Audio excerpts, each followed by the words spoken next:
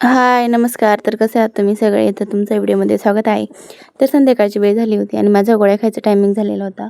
मग आहे ना, म्हटलं अगोदर गोळ्या खाऊन घेऊन एवढ्याच गोळ्या राहिल्यात आता आणि ना सीझरमुळं भरपूरच गोळ्या खाव्या लागल्यात मला ह्या महिन्यात पूर्ण.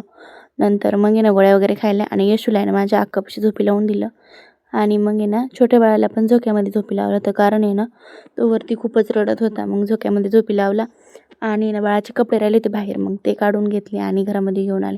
रोजच लवकरच काढून ठेवीत असते, पण आज वाळीच नव्हते म्हणून आहे ना काढीच नाही.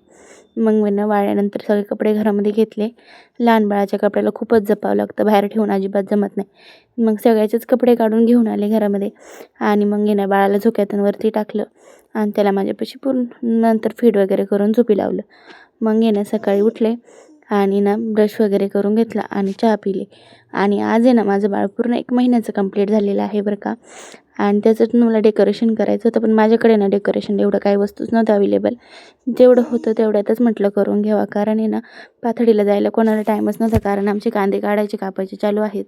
त्यामुळे ना टाईमच भेटत नाही कुठं जायला. तर म्हटलं जाऊ दे, आपलं जसं असेल तसं सिंपल असंच करावं. लय भारी असं म्हणून कोणी म्हणत नाही की असं चांगलंच पाहिजे म्हणून.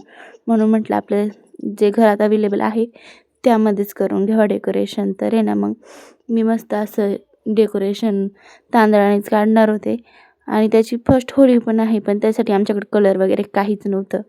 म्हटलं जाऊ द्या, जसं असेल तसंच करावं. तर असं मस्त असं गव्हाणे आणि तांदळाने मी भारी डेकोरेशन केलं होतं. तर डेकोरेशन कसं वाटतं कमेंटमध्ये सांगा. चला भेटू दुसऱ्या व्हिडिओमध्ये. सबस्क्राईब